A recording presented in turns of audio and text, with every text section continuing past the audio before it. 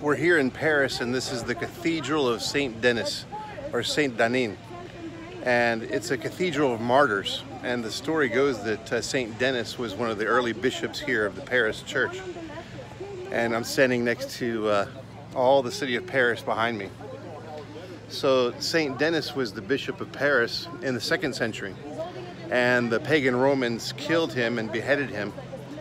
And he died here. And so they built a basilica. And then all of the martyrs, there's many martyrs who have been buried here from the early church that was persecuted.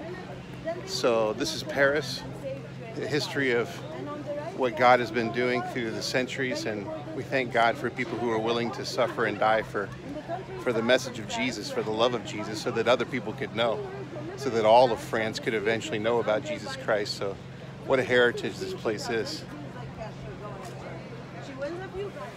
Oh, okay.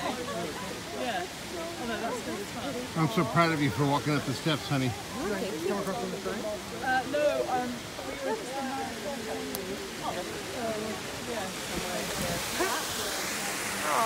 Have you done the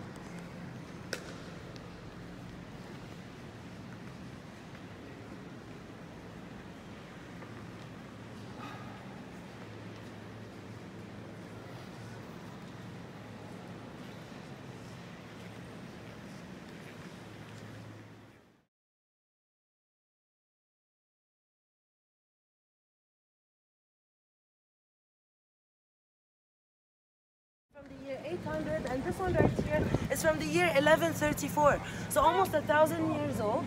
And it's not only a church, it's also an abbey. And the monks who used to live here used to make wine, lots and lots of wine. There were vineyards all over the hill. It was a very rural area. And to this day, there's still one vineyard left, still makes wine, about 1,700 bottles a year, depending on the year, of course. And it's an award-winning wine. But the award is given out by the region of Montmartre. It's like, yay, our only wine.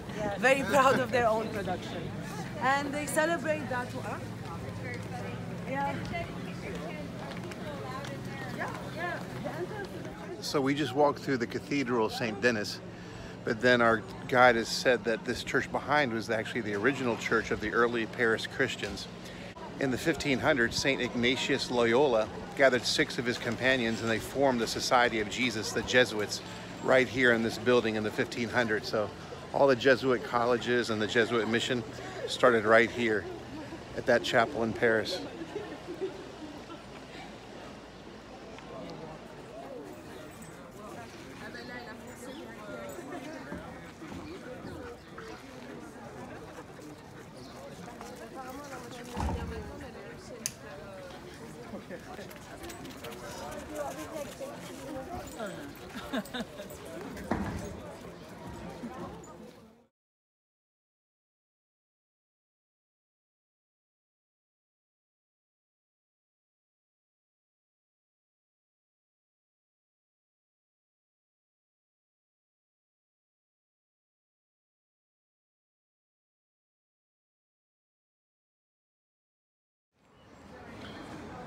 Okay, here's our first look at the Eiffel Tower from a distance.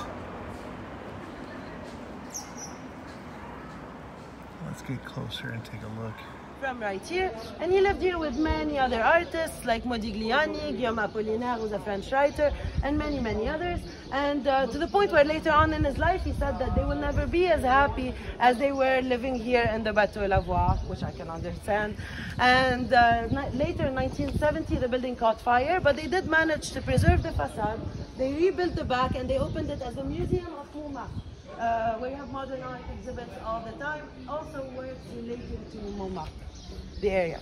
Oh. And so we can come back and go in the museum? Sure, but the entrance to the museum is not from here, it's Picasso from a stayed street here. called Rue Cortot. Just put museum.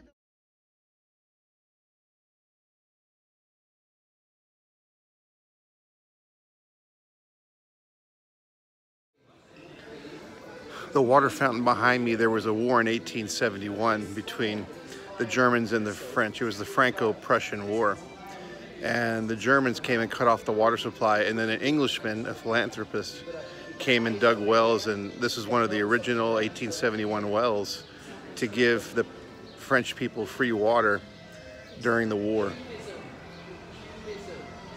And then just behind is where Picasso stood, and this is an art district, and there's art galleries behind where Picasso lived.